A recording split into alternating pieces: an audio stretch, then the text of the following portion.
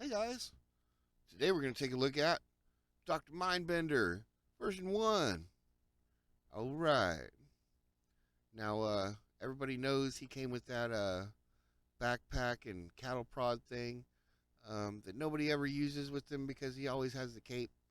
So I do have the cattle prod. I am missing his backpack, so I'm not involving any of those in this review. You guys know what they look like, and if you don't, you can check them out on, you know, 3D Joe's or yojo.com or any of those awesome sites. But honestly, I never used them with this guy. He always had his cape, so we never, never put a backpack on him.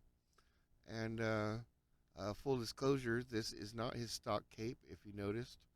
Um, I Mine was old and beat up, and I found a guy that custom stitches capes on eBay, and it's a two-layer deal. And he even puts a little wire in the neck thing to clip it on so it doesn't sit all funky through his arms, like those Star Wars capes did. And I really dig it. It's a really good job. It was like $10. And if you, I believe he makes them for Mindbender, Serpentor, Cobra Commander, all different colors in their two tone. So it's really neat, really good work there. I don't know who the guy is or girl, but it's amazing work, and I just wanted to give a shout out because um, it's good stuff, man. But aside from that, of course, we have Dr. Mindbender. This is actually the star of the review here, and looking amazing with his metal suspenders and his steel codpiece and his monocle and his bald head going on. He's just so much to digest. What's really great too is they sculpted this. I don't know if Rudat did the sculpt for Mindbender, but whoever did is amazing.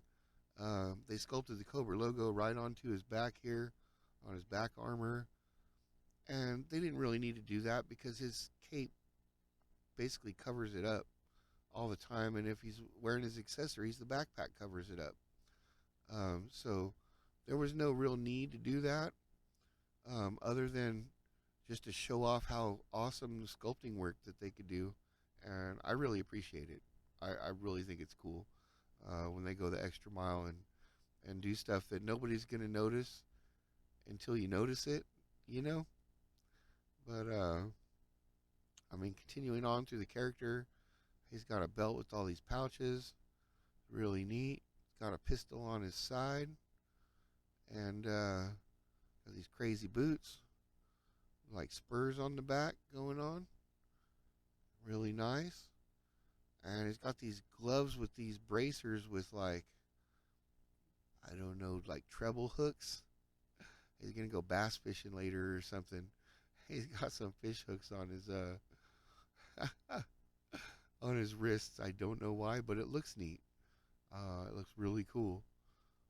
And I mean, as far out there as this guy is, as a whole, when you look at him all together, he somehow makes sense. And I can't explain it. Like I said, metal suspenders and codpiece and fish hooks and biker boots, and I mean, um, he's a crazy mess, but it somehow works. And uh, giving the character a like European accent in the cartoon, uh, totally fit. Um, I mean, anytime I see this character, I hear the Sunbow cartoon voice. It's just perfect, you know. And man, like I said, I don't understand how it works, but it works, you know.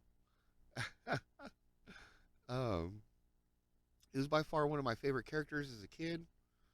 Um, I didn't think anything weird about him being shirtless back in the day. It was just, it just, he just was.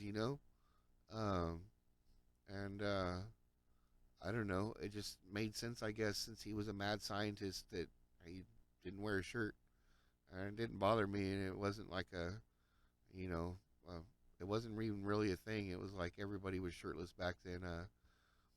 He-Man and all his crew, and half the Thundercats, and I mean everybody back then was shirtless. So uh, I don't know. It, it really wasn't a thing. Nowadays, you look at it as an adult, and you're like, well, why would a scientist be shirtless? But okay. Um, but again, none of that matters. With Mindbender, you really just got to throw logic out the window and just appreciate him for as crazy and awesome as his character is.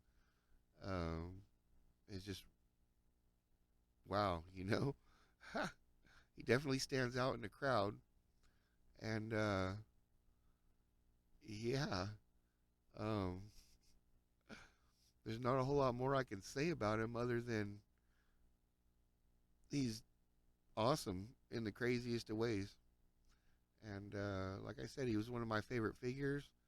Uh, he's one of the best villains of all time, in the cartoon especially, and even in the comic, and in my own playtime. Um, he was just a crazy character. You could never predict what he was going to do. Um, and, he was always coming up with the craziest gadgets and schemes for, helping Cobra take over the world. And, yeah. And, of course, he's Serpentor's daddy. So, you know, you always got to give him credit for that. And, yeah, man. Dr. Mindbender. Or what is it, Brian Bender? They put him in the comics, the newer comics, uh, and the movie they tried to make him uh, somebody besides whatever he was. But yeah, man, um, this will always be my favorite version of Mindbender. I do like version 2, uh, but it doesn't compare to this version. Bar none, top 10 figures of all time, in my opinion. Definitely top tier. 10 out of 10. Absolutely. 10 out of 10. And, of course, uh, opinions may vary. But as far as just sculpting and sheer craziness, um, and, originality, really, uh, it really makes it for me.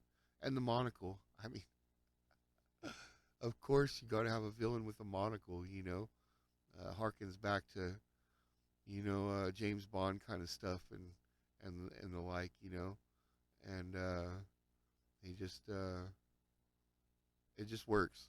It just works. So Mindbender version 1. Did you have him as a kid? Did you want him as a kid? Do you love him? Do you hate him? Let us know down below. And yeah, I'd be willing to bet that most people uh, enjoyed this figure as a kid, and it was probably a lot of our uh, childhood favorites, um, for God knows what reason. But yeah, I know he was one of my favorites of all time, and I'm willing to bet he's probably a lot of your guys's too. But anyways, that's my review of Mindbender version 1. I hope you enjoyed it. Uh, it's always fun sharing my collection with you guys, and I hope you guys dig it too. And until next time, all right.